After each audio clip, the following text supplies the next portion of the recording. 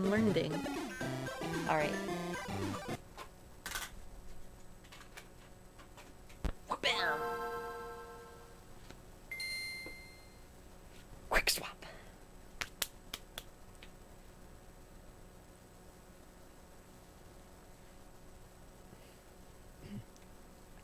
I'm afraid not, Quay. If you find any frogs on the road called Iris, you're gonna have to report it to the frog authorities. Anyway, here we go! And 3, 2, 1... Maybe I should start to skip a couple of cutscenes. And we're gonna get going here. Quick plot summary for this game. Frogger's grandfather invites him via letter to Kaboti, in Island Nation, to join him on his dig site. However, once we arrive, it turns out that he's been missing for a few months. So what we have to do is go find him. First thing we're gonna do is talk to Leona, and find a few things, including a dig site pass, and a keystone, which will immediately become pertinent in just 1 second. I'm gonna go talk to the guard. I call him a Baba because you have to mash A, B, A, B, A. It's very clever.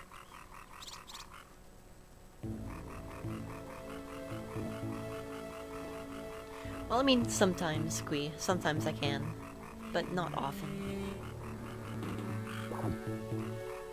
And it's appropriate, so please, by all means.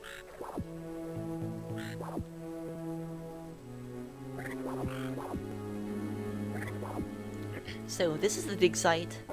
We run into Eric von Wiesel and his henchmen right away. Immediately you get the sense that something's suspicious about it. However, now, the keystone's gonna react to this pillar, revealing one of the main items in the game. It's called Opart, Out of Place Artifact. Right now it's just a round relic, however. We have to take it to Dusty, the town mechanic, to get it fixed up and working. What this Opart does is act as a super enhancer for Frogger's abilities. So right off the bat, we're going to be able to super hop with it. And you can assign any function to any button you want. I'll explain in further detail once we hit the tutorial basement. Just gonna have him fix it up for us. This Opart will get upgraded with new features throughout the run. However, that's going to cost Curio, which is the in-game currency.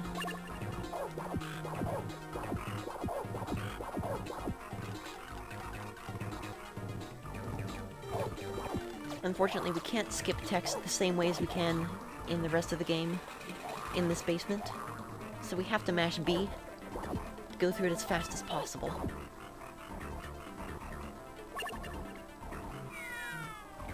Fall down here because it's a little bit faster. Just a little bit, though. Return the toolbox as payment.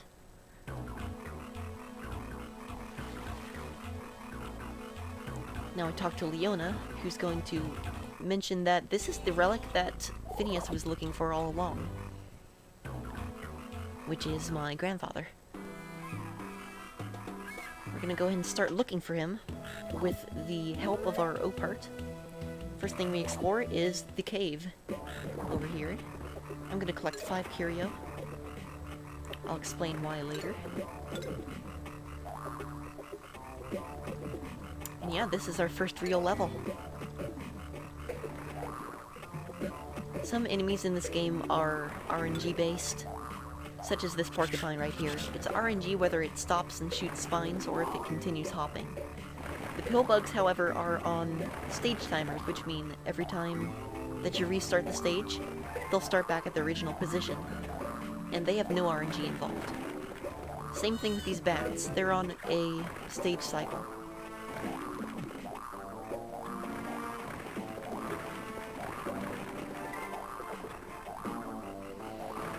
So now we're just gonna go ahead and mosey on over to the platform here. Easy peasy. It's It's a rather complicated first level, but easy enough to complete, fortunately. Now we find a memo from Phineas, which we have to take to Leona to translate because we can't read his ancient script. He always writes in an ancient language that only Leona knows how to decode. However, it takes her some time to decode them, so we do have to make time pass in-game. And the way we do that is talk to others in town. So now we're gonna go visit Mohan the merchant. He is both the best and the worst Mohan. Of course, he is the best and worst Mohan. But he's the best and worst merchant in any video game ever. He is a very lovable oaf, and just a kooky character in general. That's pretty much where the positive features come to an end. Because whenever he's not trying to sell you something for an overpriced cost, he's trying to convince you to go on quests that will unleash leviathans. I'm not even kidding. Anyway, we have to pay Mr. Shasta here, aka Antonui, to take us up the river. That's why we collect 5 curio in the cave. The reason why we're at the river now is because the letter that we had decoded by Leona explained that Phineas was at the river as of the time of writing the letter. However, it turns out that he is no longer here. Some very tight cycles throughout this level. I just messed it up. That's fine. We can collect an extra heart right up here and continue our current cycle.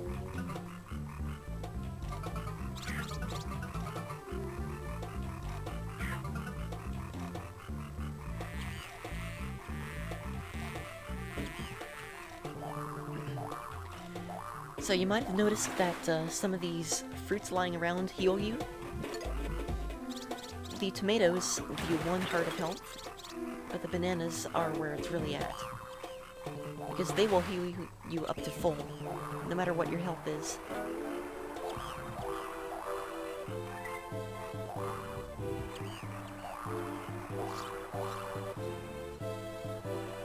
These logs are some of the my favorite things in the entire game, by the way. Because they are a little bit jank, but a lot of fun to traverse. And it feels so good when you do it right. So we're gonna head into this cave and discover our first artifact. This item we can take to Dusty the Town Mechanic. And for a price, we can have him install this new feature onto our Opart. The first upgrade is Flashlight. It's a passive ability. It costs 15 curio.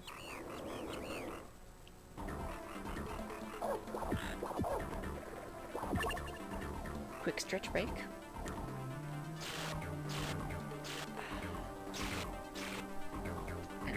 Good stuff.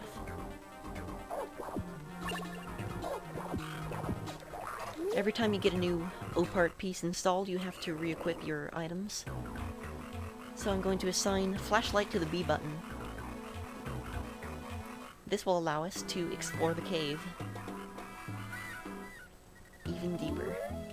We can hop to our previous location. And here we go. Now in the Japanese version, it is possible to go through the entire game without once equipping the flashlight. In the US version, it forces the flashlight to be equipped before you enter a cave.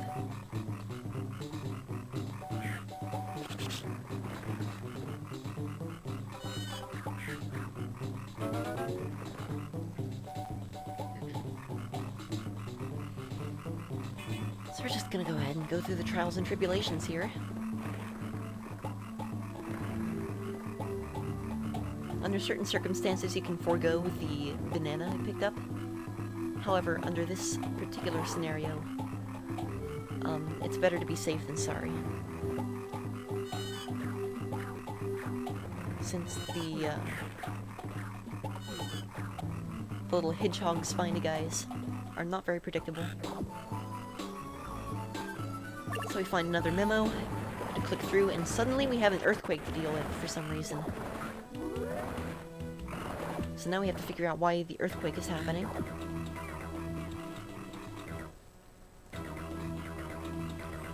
Unfortunately no, Kui. It forces me to, at least have the flashlight in my inventory. Also, I apologize for the beeping. That will be over in about 10 seconds. Shoutouts to Casio.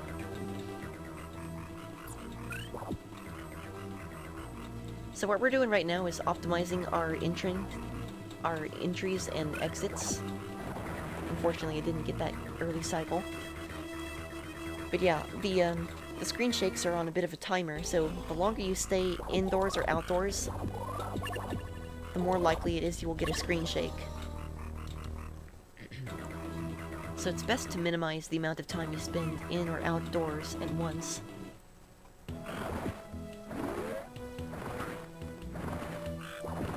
So now we find out through Phineas's memo that this bear has recently awoken from hibernation, so we have to deal with him now. However, fortunately, we don't have to deal with him directly. All you have to do is wait him out.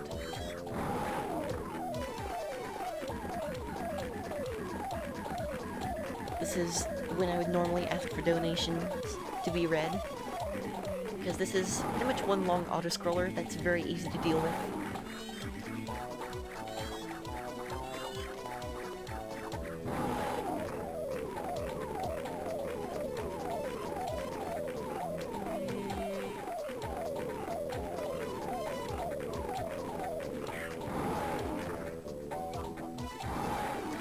One unique feature of this game that is not common in Frogger games is the addition of health. So you can actually take some hits without instantly dying, which is very helpful for speeding up the run, because it allows you to take a few hits and damage boost, and not have to start the whole stage over. I stand right here to allow the screen to scroll faster. And now we're going to do some quick farming. How's this fight harder in the US version? The cycles are longer. So, like, you saw those bats that were all clustered together at once? Oh my goodness, Swishy! Read the donation. Thank you for the 47 good boy bits. Also, thank you for the bits you've been sharing throughout the stream. It really helps. So now we have 20 pieces. And we can go to Dusty, and he'll upgrade our O-Parts so that we have the Mega Claw. After that, we'll do a little bit more grinding. I wouldn't necessarily call it grinding, though, because it's mostly discovering a secret stash of curio, and being pretty much set for the rest of the game, so we don't have to grind later. It's gonna be great.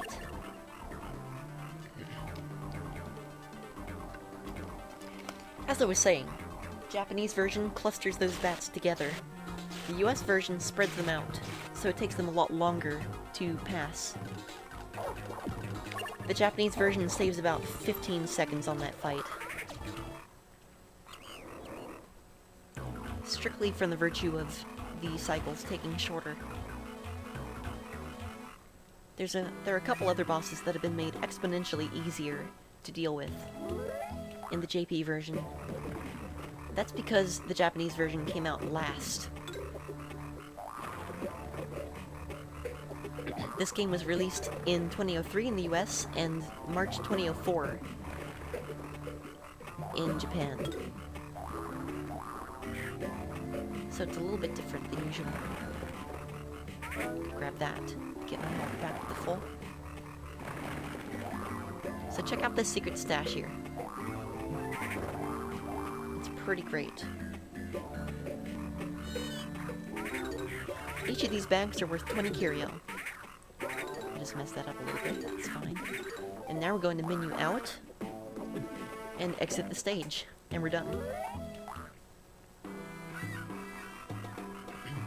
Once again, we have a memo to translate.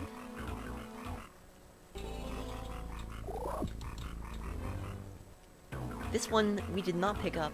This one Leona actually found in Phineas's old stuff while we were fighting the bear. So we're gonna go talk to Mohan while she translates it. Now that we've talked to Mohan, she has translated it. And we're going to find out that Phineas is now at the pyramids. Unfortunately, though, we don't have a camel that we can use to traverse the desert and get to the pyramids. However, Mohan does. But he won't part with it for the world. So what we have to do is barter with him. And the way we do that is by obtaining the crest of Poseidon from the river. So that means we have to go back to the river by talking to Antonui, who's going to take us up for a small fee. What's in the treasure chest? That is a piece of furniture. There are 9 pieces of furniture you can find in this game, all of which belong to Phineas. I don't know why or how his furniture got spread throughout the land, but it did. And so if you find all of it, then you can collect an extra frog head, which is basically the same as the heart expansion in Zelda. That, by the way, is why I went into the secret corridor in the tutorial basement, because there was a frog head there. And that gave me 4 hearts instead of 3, thereby making the entire run a ton safer and faster.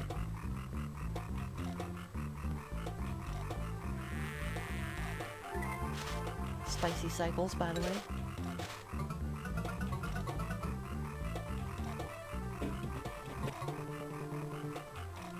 Yeah, that would definitely be included in 100% completion. However, I haven't mapped out 100% yet. Mostly because there are 147, I believe, curio bags that you can collect.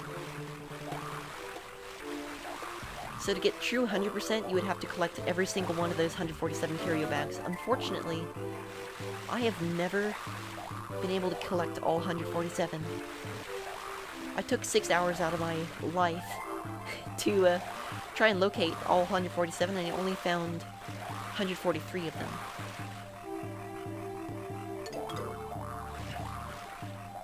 And I swear I scoured every single corner of the entire game.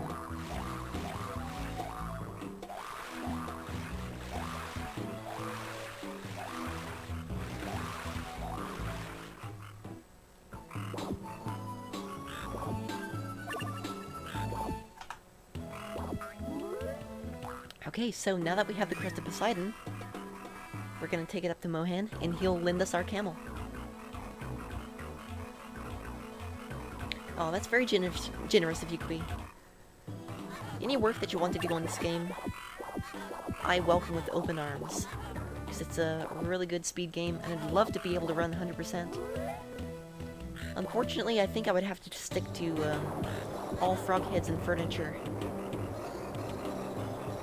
Maybe we could call it max percent instead of 100%.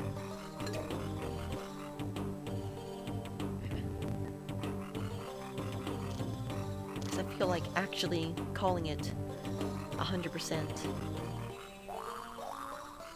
would be a little prohibitive.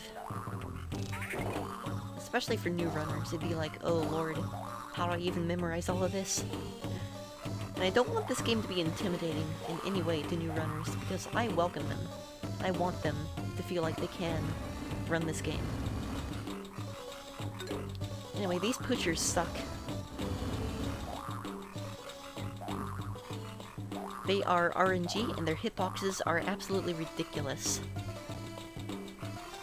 They straight up make no sense whatsoever. This room in particular is evil.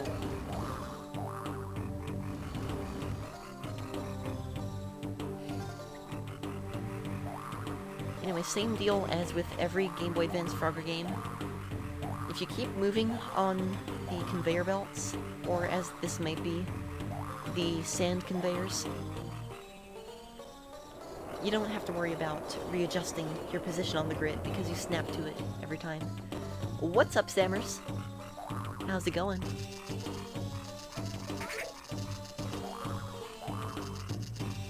Coming up are some very important damage boosts.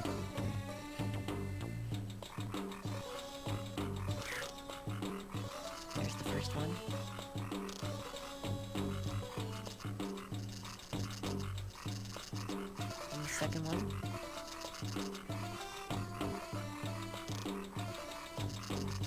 I'm just gonna do that for that one.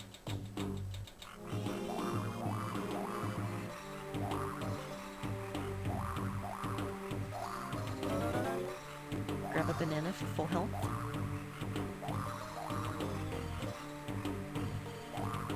And take that a little safe right there. Just in case.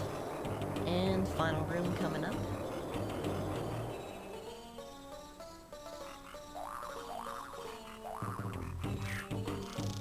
Just gonna damage boost a little.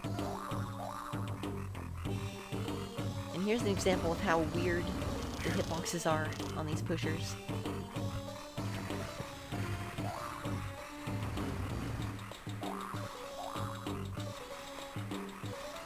Look at that, absolutely silly. Now we're gonna open this chest to reveal another Opart Relic. This one's gonna cost us a little bit more to install. However, first, we have to deal with a sudden thunderstorm. This is the only time that we actually have to pay the librarian for a tip to advance the gameplay. I'm gonna talk to you, talk to one more person in this townhouse, and then Frogger's gonna prompt us to go talk to Mohan about everything we've learned.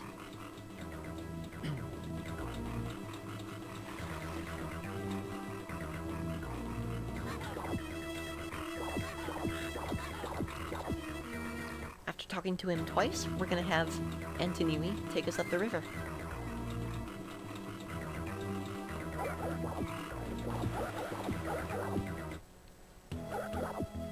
And this boss does not like me very much, so hopefully it goes well. Also, listen to his voice. I love it.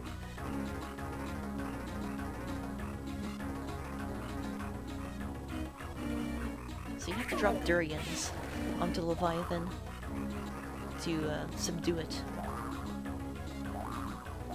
Because for some reason, that's why... Nice. Almost japed me there.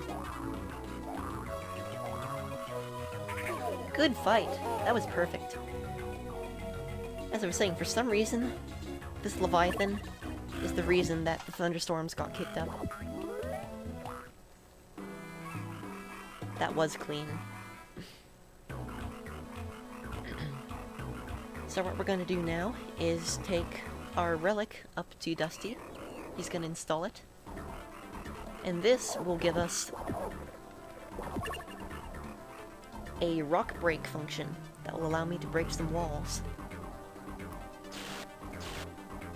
However, to complete the next level that we're going into, I don't need any power-ups, so I'm not going to menu and equip anything just yet. Once again, this is the only trigger in town that you need to activate to move the story along. So we're going to go in here, talk to Leona twice, once to give her the memo, and again to receive the translated memo.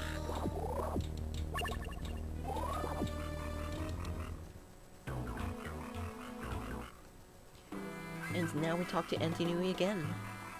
We're heading to Atlantis because that's where Phineas has appeared most recently. For some reason, Atlantis is a very commonly known location in this game. Like, I just talked to a random otter, and he was like, yeah, I can take you to Atlantis, no problem.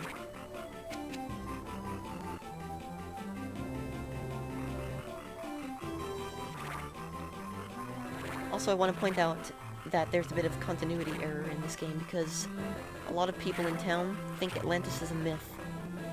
And then Antinui is like, oh yeah, that's by my old fishing hole.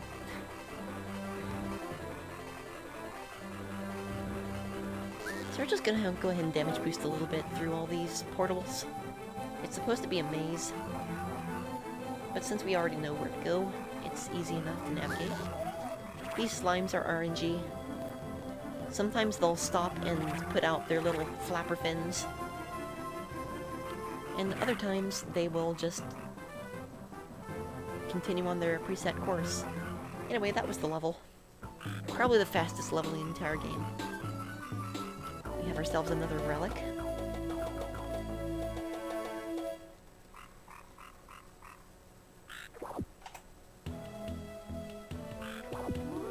So we're going to take this one over to Dusty.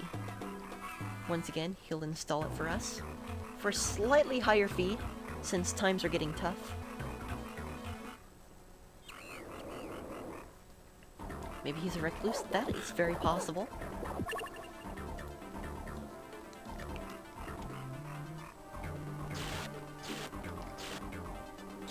This is going to give us time stop, which will allow us to explore the pyramids further. I'm gonna go ahead and equip what we need for this. There we go. Menus are weird. Anyway, this is the first of two, what I like to call Dr. Wily stages in this game, wherein you have to use every ability you've learned thus far in order to progress.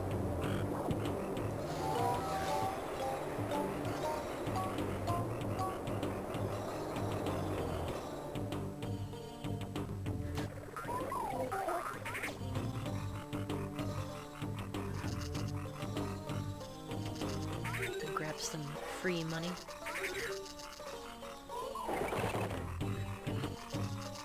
So here we go. Here's an example of it. We have to switch over to the super hot boots and flashlight.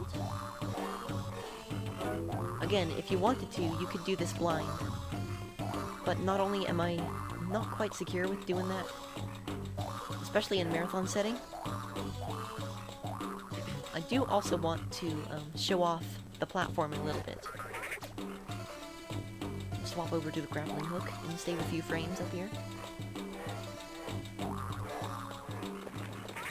Yoink.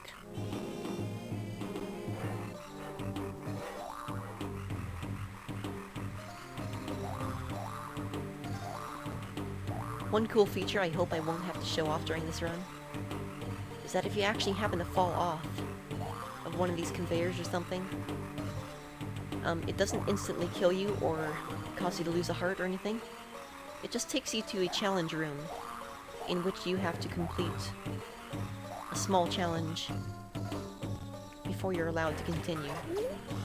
It doesn't instantly kill you or set you back too much, but it does take some time, so in a speedrun setting, it's definitely not preferable.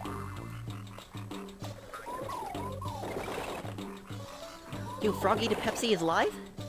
Let's go! Feel free to post it.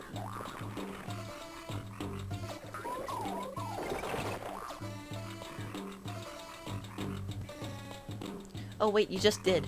Okay, I'll have to refresh my cache then.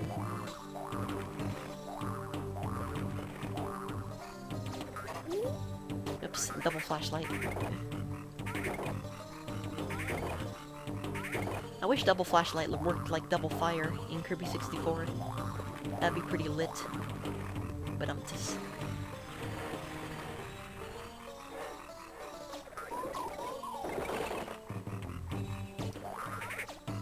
Alright, here's the gauntlet room.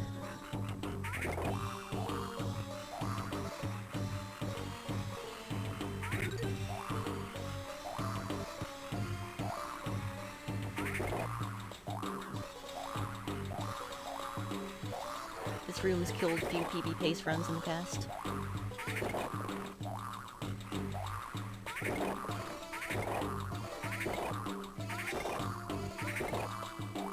But not today. Hashtag puns. Thank you for the 1 coin, Brett. I keep telling you people I don't need them though. Wow. Yo, gold? Let's go.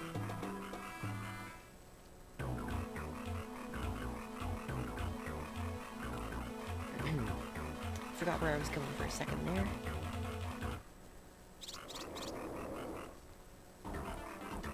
So we have one more relic here. We're gonna go ahead and install it.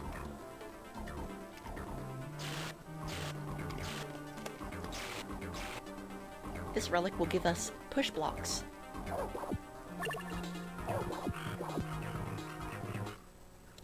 Unfortunately, we're gonna go ahead and have our Opart stolen right now. By mysterious squirrel figures. We're going to talk to Leona and discover that she actually knows who these people are. They're called the Black Lotus Society. And they are the original guardians of the Opart relics. And yes, I said relics. There's more than one. However, this is only suspected until later in the game.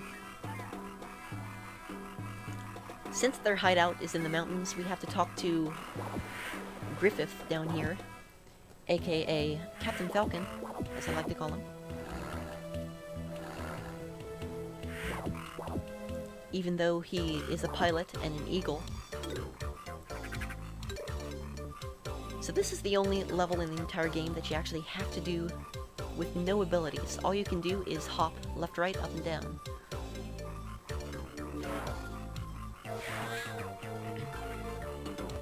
Hopefully I won't have to demonstrate the wonkiness of the platforms in this game, especially when they're moving. Moving platforms tend to kind of throw you off in this game. Like right there, I actually have to pause for a couple of frames just to make sure I realign to the grid, because those trapdoors will sometimes instantly propel you down into the void if you're misaligned with the grid like that. So I have to pause for just one instance to make sure that doesn't happen. One gimmick of these Black Lotus Society fellas is that it causes you to go into hyperhop whenever you get hit by them. And hyperhop is a state in which you cannot stop hopping, which is very bad for platforming such as this.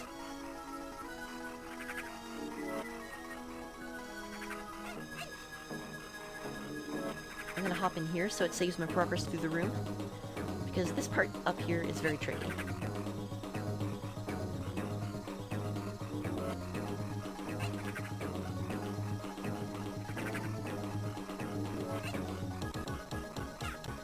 Also, this is the only area in the game with a lot of lag.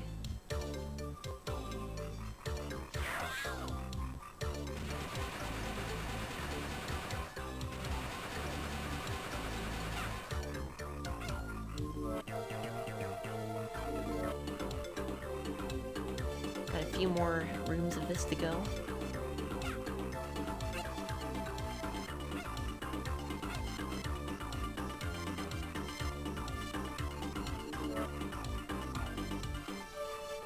These platforms, I'm convinced, were designed by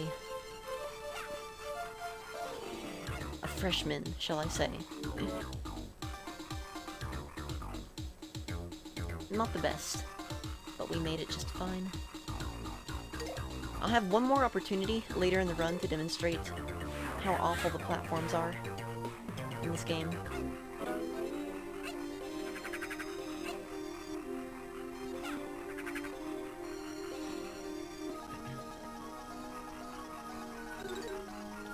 I'm also grabbing curio bags where it's convenient.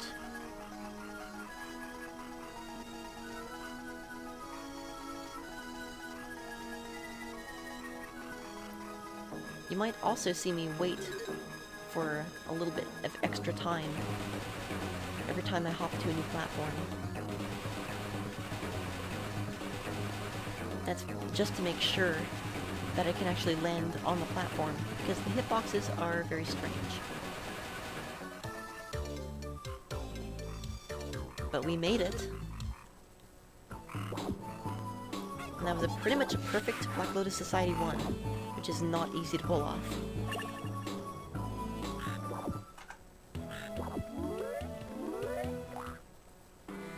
Okay, this is a run killer right here, this Sphinx boss. So hopefully it goes well. We're gonna talk to Leona. She's gonna run away, thinking that the Black Lotus Society is coming after her, and she doesn't want to put us in danger. So we're gonna go find her. We talked to that NPC to get some directions, and off we go. Unfortunately, the NPC was severely misinformed, because now we're gonna have to go fight a boss that we never had to encounter in the first place.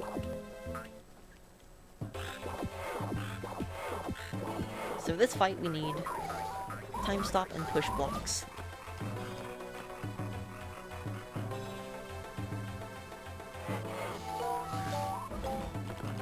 In order to recharge time stop faster, you have to hop around a bit.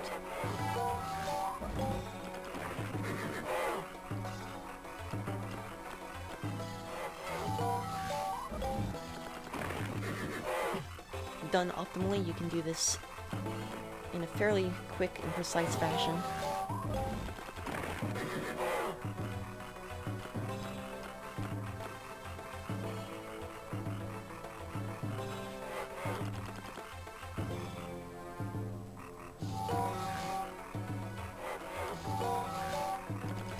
Well, I'm messing this one up pretty badly.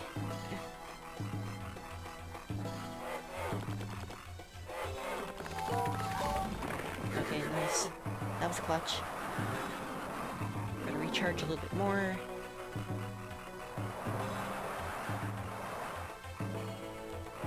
Okay, right here. Good. Not a great fight, but we livin'. So now, as consolation, Leona gives us her bracelet. It's infused with some sort of ancient technology that she is not sure how it functions. However, if we take it to Dusty, he can install it on our O part, and it will give us a new ability, strangely enough.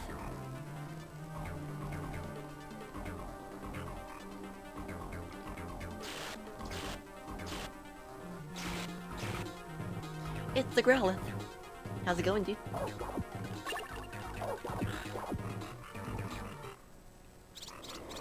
So now that we have Scuba, which is our second of 2 passive abilities, we can actually enter the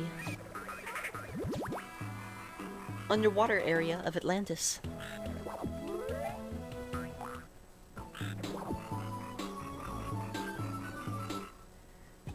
Do not be discouraged at the slow speed at which we move underwater.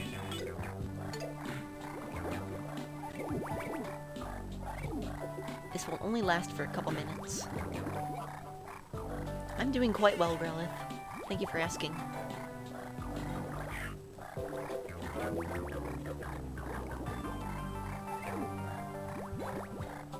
So we're going to be doing a lot of damage boosts in this area, and also a lot of cycle skips.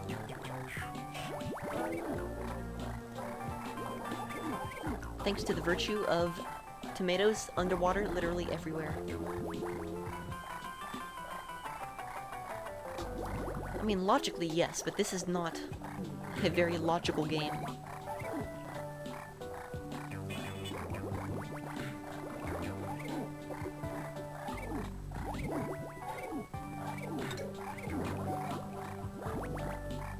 Also, when you collect that tomato, it makes a coin sound.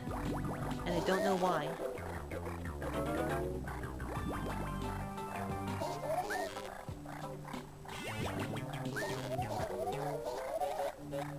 Once again, we have healing literally everywhere underwater, so we can damage boost without consequence.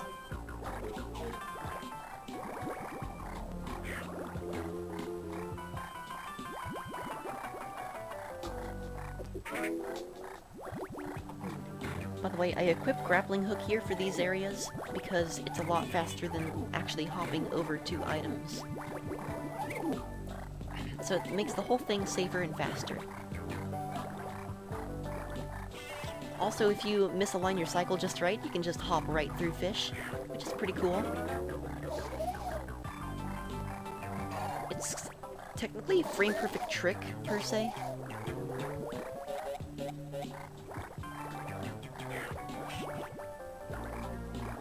But yeah, it's pretty great.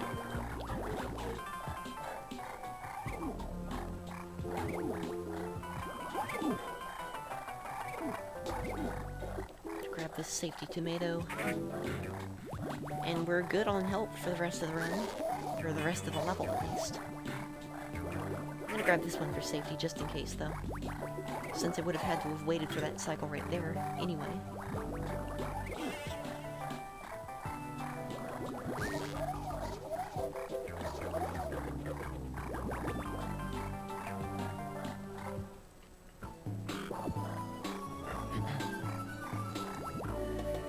coming up is another boss that is actually a lot safer to run with on the Japanese version.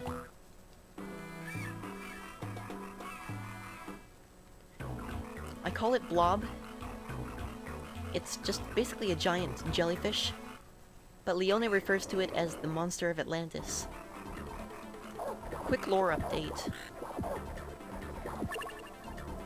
Leona and her kind were originally Atlantean, before this monster that we're about to defeat drove her out.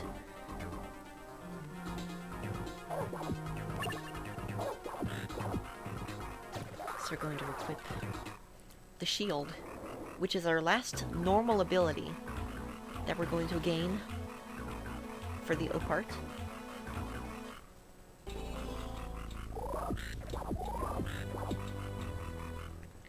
Right there, Leona tells us about the monster. And now we're gonna go fight it.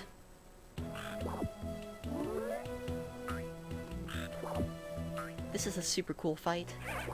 Ordinarily, this boss would shoot these green balls all over the place, and you would have to line yourself up just right to be able to reflect them back at him as they bounce around.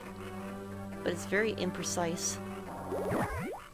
This used to be a run killer before the strat was found.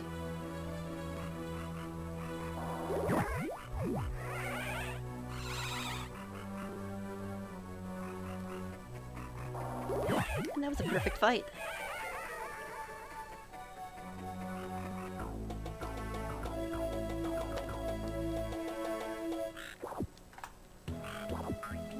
Nice gold. Wow!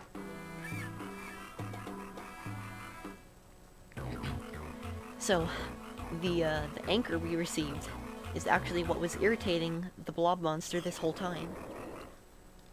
So we're gonna go ahead and take it up to Dusty, and he's going to use it to upgrade our Mega Claw into a grappling hook. It's going to give us 1 extra tile of reach, and it will also allow us to grab onto certain items like roots and pins and hooks, and actually propel ourselves over gaps. It's gonna be great.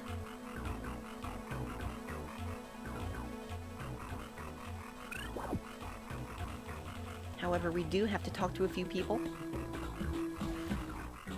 At this point, we're learning that Eric von Wiesel, from earlier in the game, you might remember, has some pretty nefarious plans for the doppelganger evil O-part that's floating out there. So what we're doing now is entering his mansion and doing some forensic investigation, as it may be. Once again, we have to request that Captain Falcon take us up to his mansion, hidden away in the forest.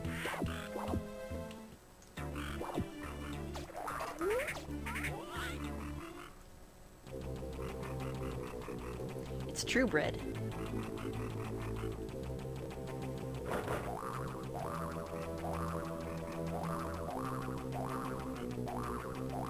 At this point, coins no longer matter. You've upgraded everything you need to for the rest of the game. So you can just ignore the coin bags.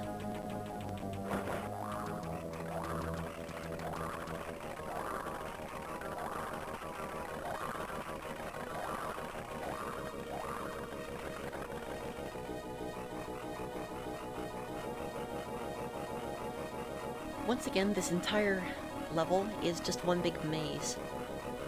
If you go the wrong way, you have to complete a room, and you get returned to the same doorway you just entered before entering that room. So it's a lot of trial and error casually. Fortunately, that gets completely eliminated in the speedrun setting.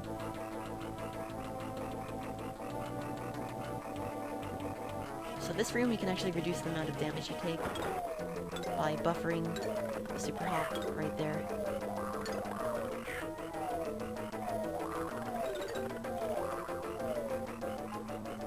And there we have it. Grab that. We're back up to full. This right here is the run-killing room.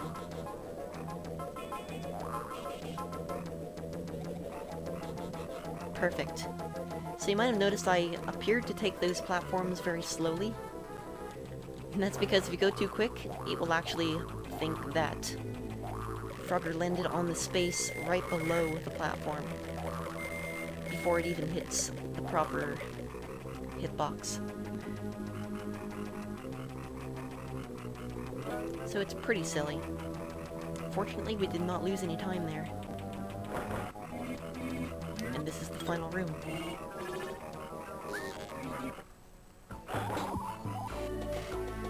Good stuff.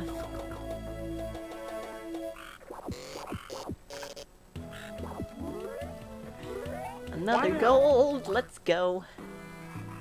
So now we're gonna go ahead and take this, relic that we just found deep inside Eric's mansion to Dusty, who seems to be acting a bit strange lately. He seems to already be expecting us, staring at the door as we enter. And also, for an unknown reason, he's going to install this one for free, even though he's been falling on hard times lately.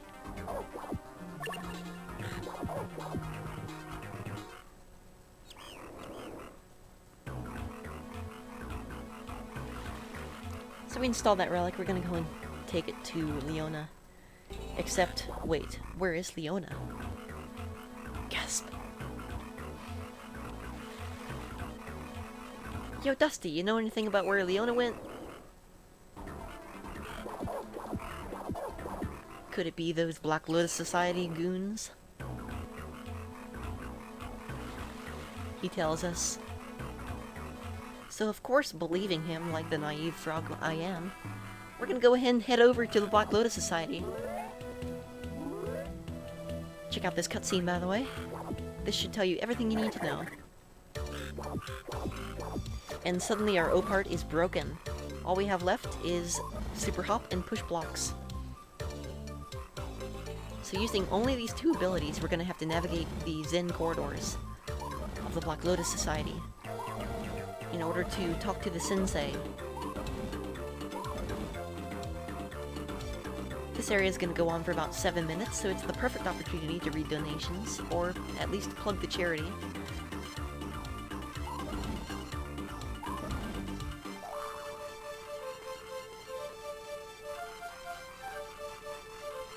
You do have to get into a bit of a Zen mindset when working with this level. Or fish morning. Excellent point, Bread. Well said.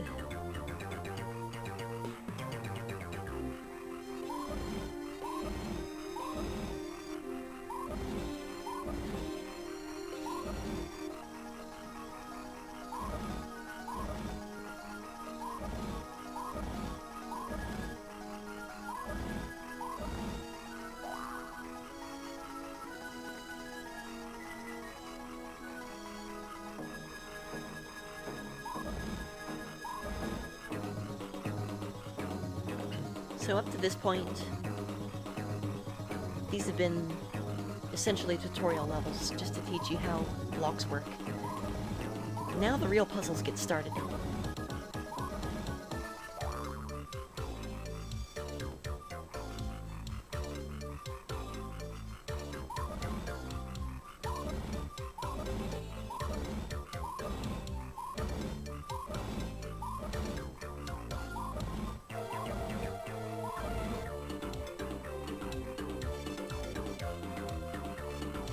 Begin to find that we have to actually construct bridges over to the next area. At this point, I start questioning the design of this dojo, because wouldn't the pits in the floor be kind of bad? I don't know. It's a questionable design choice. But it is what it is. And that's that. Business is business.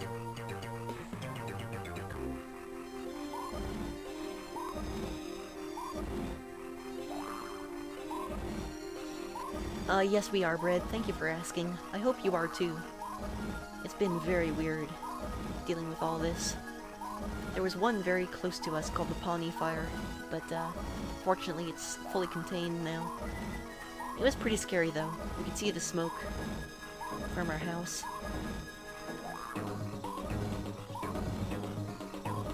Fortunately, that's no longer an issue for us. And hopefully it stays that way. I'm glad to hear, Britt.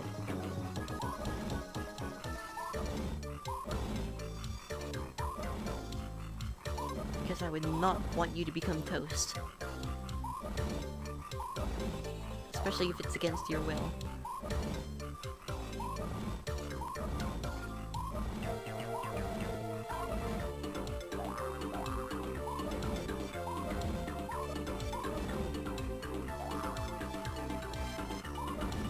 Fair enough, then. But still, please do stay safe. You had a grilled cheese? Let's go.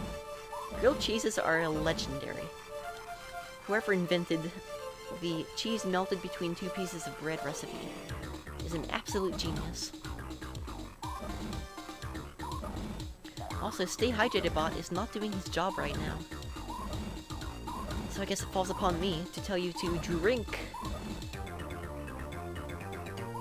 Again, this is the perfect opportunity to hydrate, get a snack, read donations, whatever you need to do.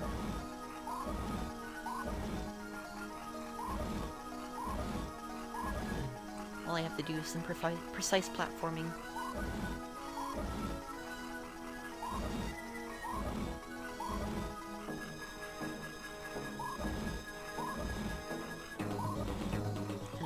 Usual block pushing. Fortunately, at this point, we only have 3 rooms to go.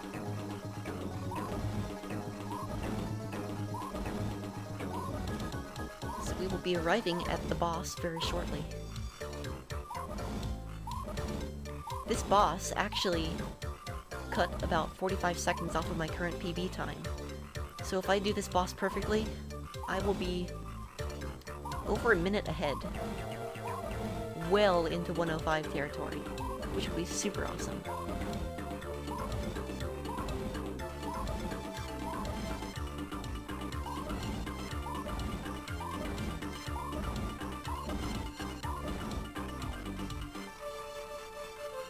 There we go. 2 rooms to go.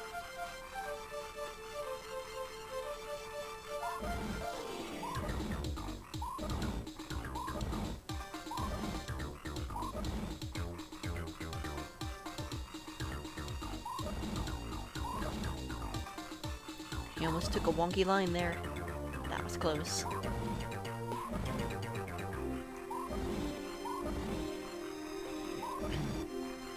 That room right there is the one that I tend to mess up the most frequently. Fortunately, I did not.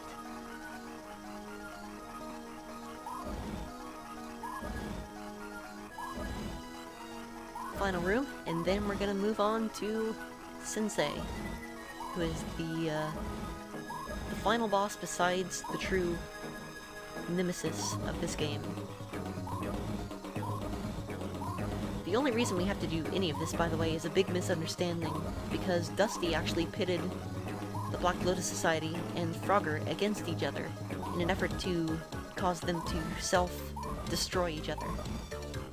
Unfortunately, we do make amends, and so we become a force united against Eric and Dusty.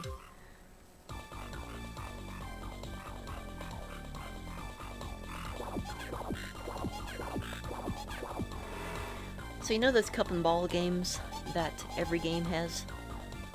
That's this. Except high octane. That may sound like a joke right now, but trust me, after Phase 3, there are 5 phases. After Phase 3, it gets insane. You do not want to sleep on this game.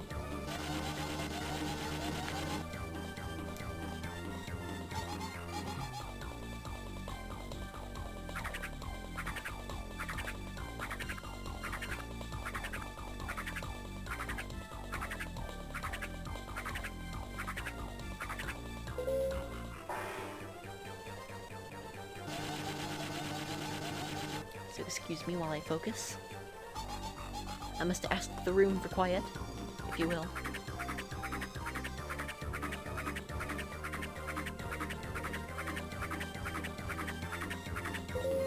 Ooh, almost misclicked. Alright, here we go, guys. Now it gets interesting.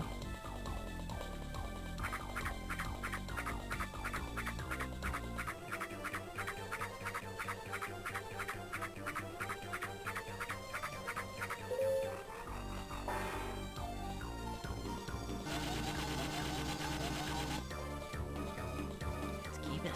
Here we go, phase 5.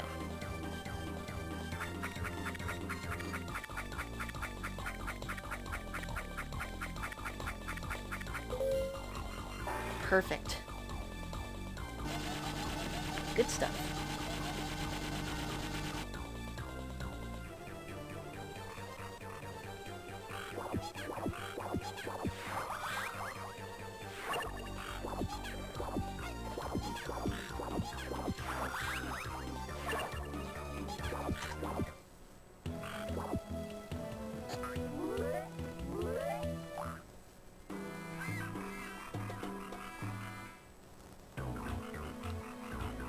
All I have left to do here is talk to a few people, and once again find out that Eric is doing some nefarious beeswax, so to say.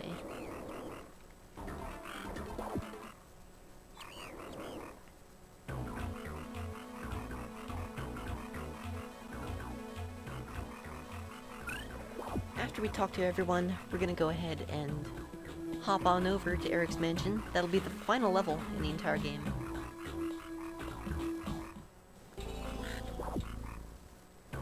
So Dusty and Leona seem to be missing now. This will lead us to suspect Eric of some misdeeds. So for this, we're gonna equip Scuba and Push Blocks. We wouldn't have to do this entire level if we could hop over 2 tile gaps, by the way. Unfortunately, we cannot, so we're gonna have to do this the normal way.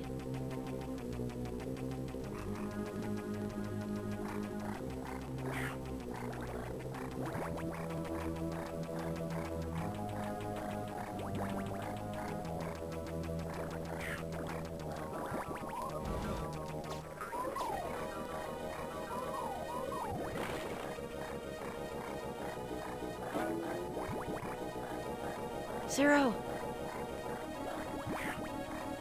Hello, for some reason my computer lagged out for a second and I didn't see you there.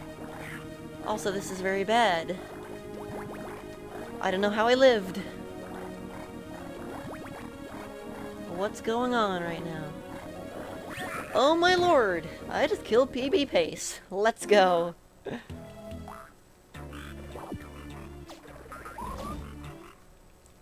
Well, maybe not.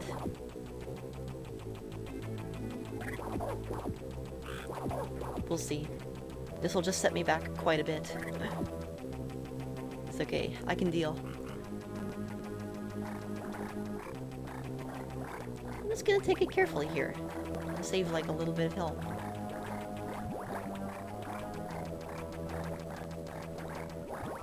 I don't know why I don't usually do that. It's like infinitely safer.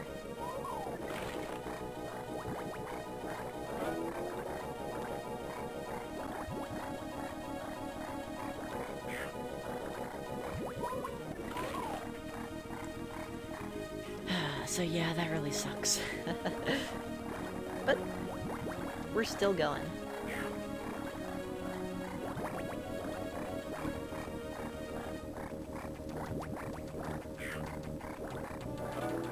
Okay, at this point we're gonna have to use time to stop.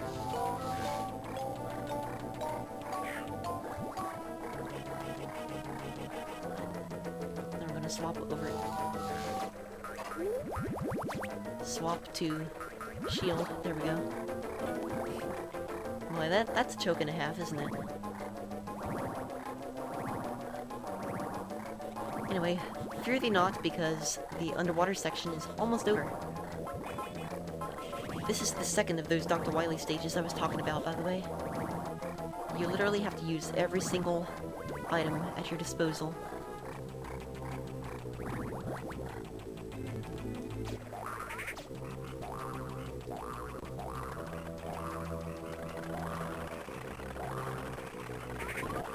I'm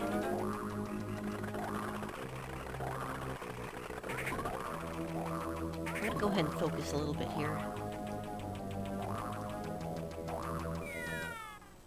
And that's the first time I've fallen down a pit in this run. That's a shame. But at least I got to see the challenge room. That's what I talk about when I say challenge room. If you fall down a pit, you get a chance to redeem yourself. Which is exactly what happened there. Unfortunately, that means PV Pace is now dead. But this run is far from dead itself.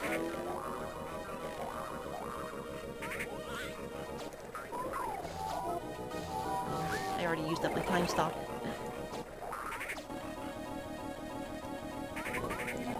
Wow, I double-clicked.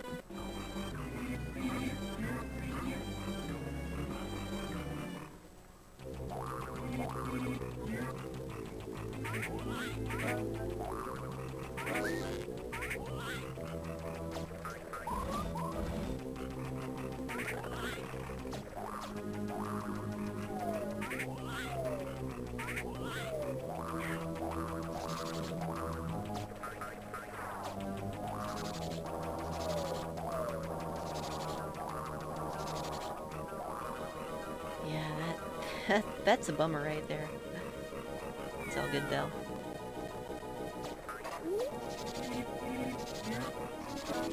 You're supposed to use time stop right there, but you can just kind of slip around them. Just, you know, some intense menuing.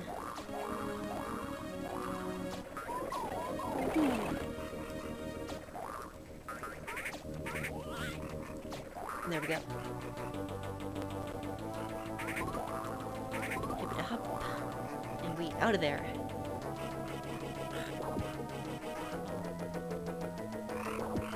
At least this is gonna be a nice spicy 106.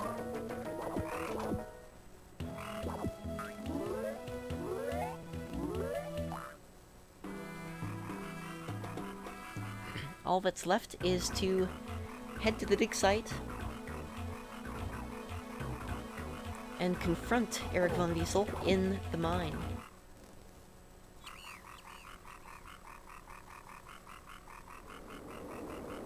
What's going on right now with my chat client? I can't see the messages coming through.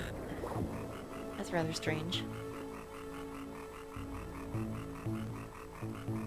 So I apologize if you ask any questions to me because I haven't been able to read the chat in about 2 minutes. Alright, there's a new strat here for the second phase of this mini-boss.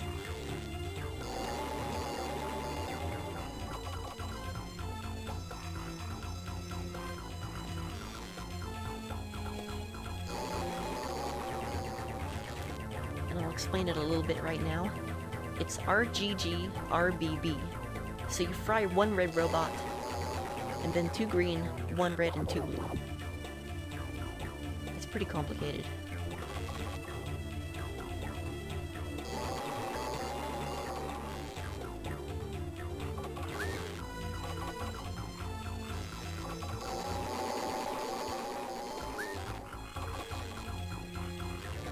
Also, I just messed it up, didn't I? I totally did.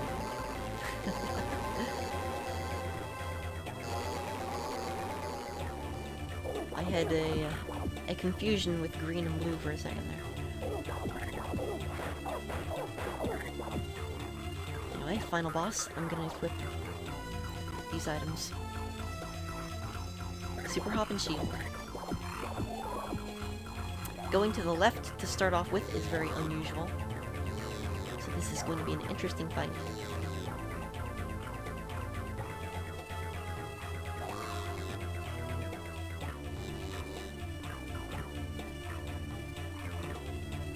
If you can't trap you with his force field, he will attack you directly.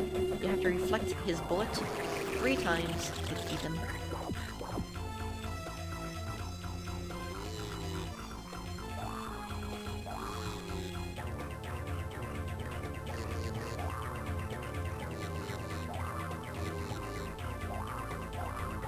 And Phase 3, as per usual with these bosses in this game, is absolutely insane. So hopefully I'll be able to deal with it just fine.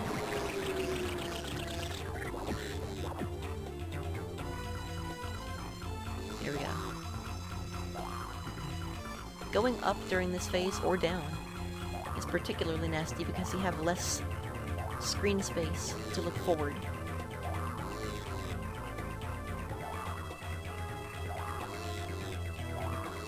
Alright, nice, we made it. And death is happening soon. Whabam.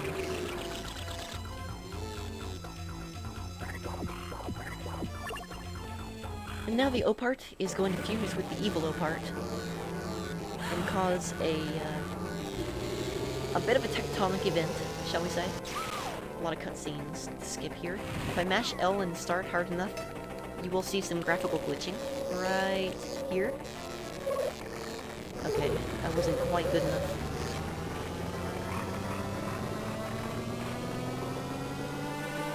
But yeah, there we have it. Just a little bit of epilogue to go through.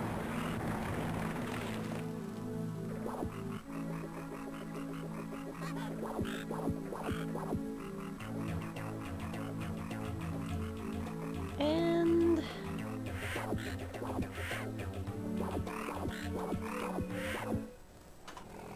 time. 57:23 in game time. That's very good.